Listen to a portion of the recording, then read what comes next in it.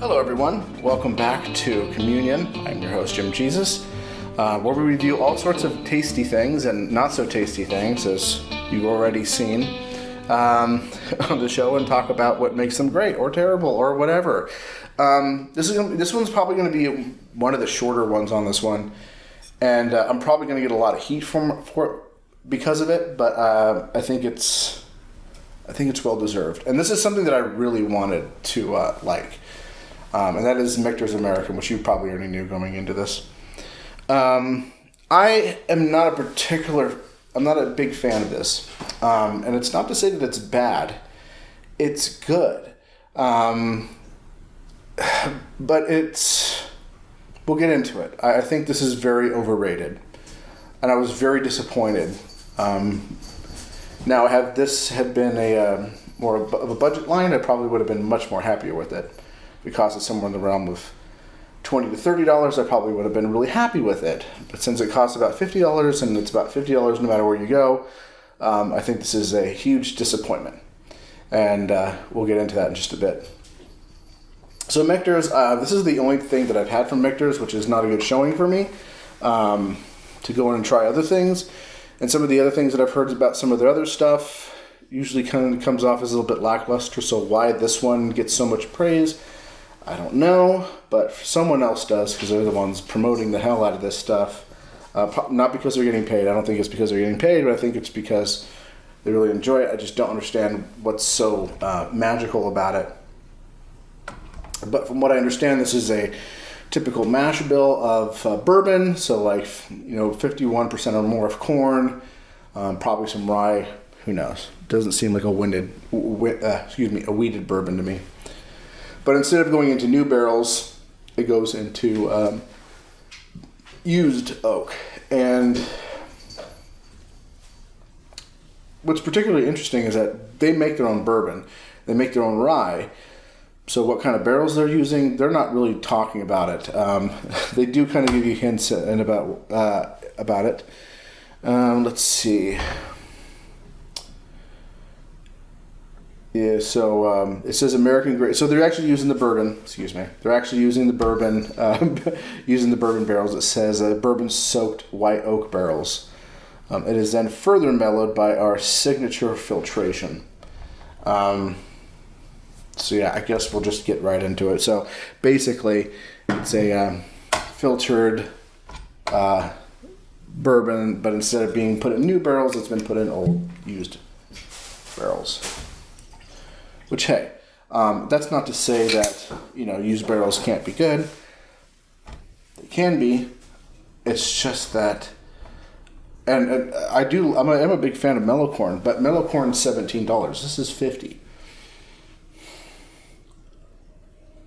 And it smells, and I really have to put my nose in it to get anything. It is mild. What is the ABV on this? 41.7%, so this is barely pushing the bottom floor. It does just smells like a very light bourbon, but it's not shiny like a light whiskey. It doesn't have that kind of metallic, shiny, cheap, artificial vanilla flavor like you would get from that. So I mean, the flavors in here seem very well rounded, but they're very faint.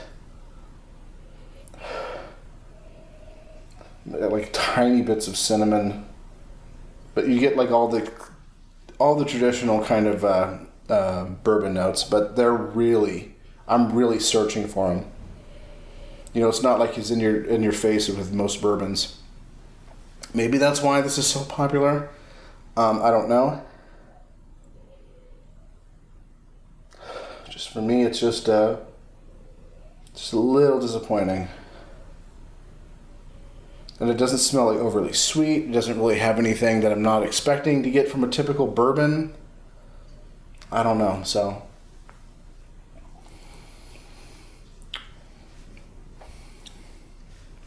Yeah, it just tastes like a really mild,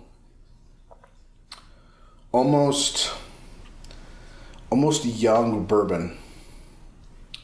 And that's it.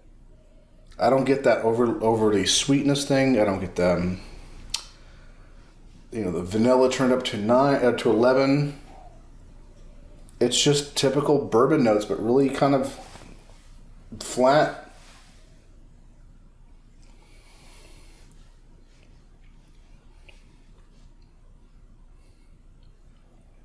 Yeah, there's just not much. There is a little bit of spice. Just the tiniest bit of spice, just to kind of. I think maybe that's why it's keeping it so mildly interesting to me, but not really. Yeah, I did find that I tried making old fashions out of some of the stuff that I was working with. This one actually did make a decent old fashioned. Nothing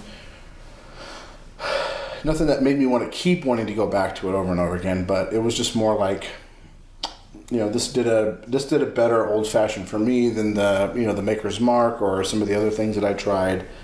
Not the best one. We'll talk about that because we're going to get into those. We're going to get into the bourbons, the bourbon that I think works best in an old fashioned.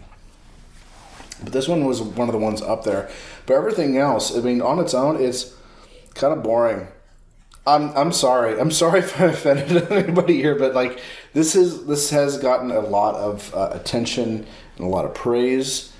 I think this is highly overrated. I don't think I actually had after I looked this, after I bought this and was really disappointed, I was like, are there any other people who were as disappointed as me getting this bottle?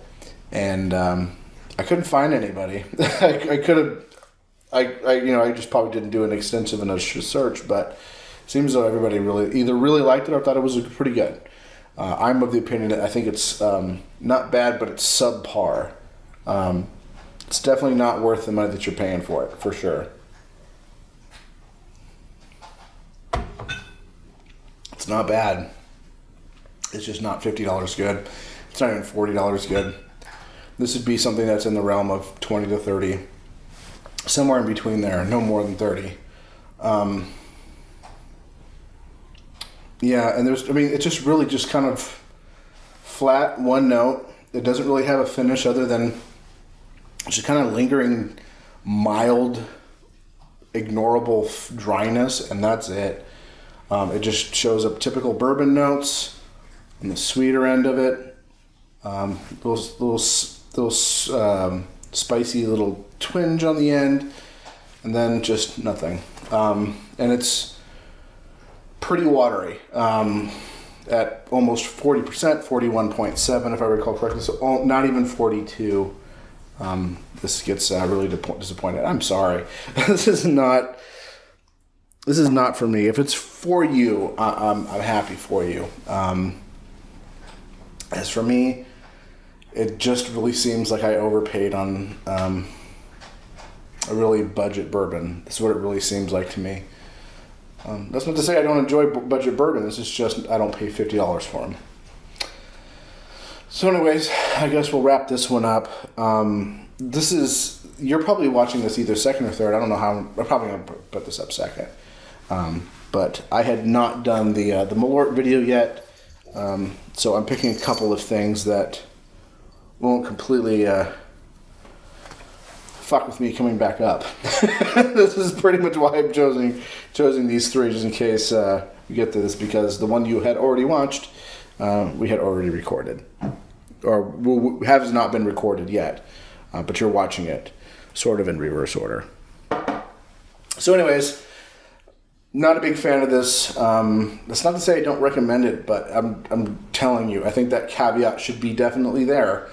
This is something that could be in the realm of disappointing you. There's a lot of people who love this stuff. There's a lot of people who go into this bottle thinking like it is just awesome, and it's been on like some of like the best bourbon lists, even though it's not a bourbon. I don't get it. I really don't get it. It just seems kind of flat and boring and overly mild and not really interesting or complex. It's just kind of there. Anyways, I will talk to you guys later. Until next time, worms.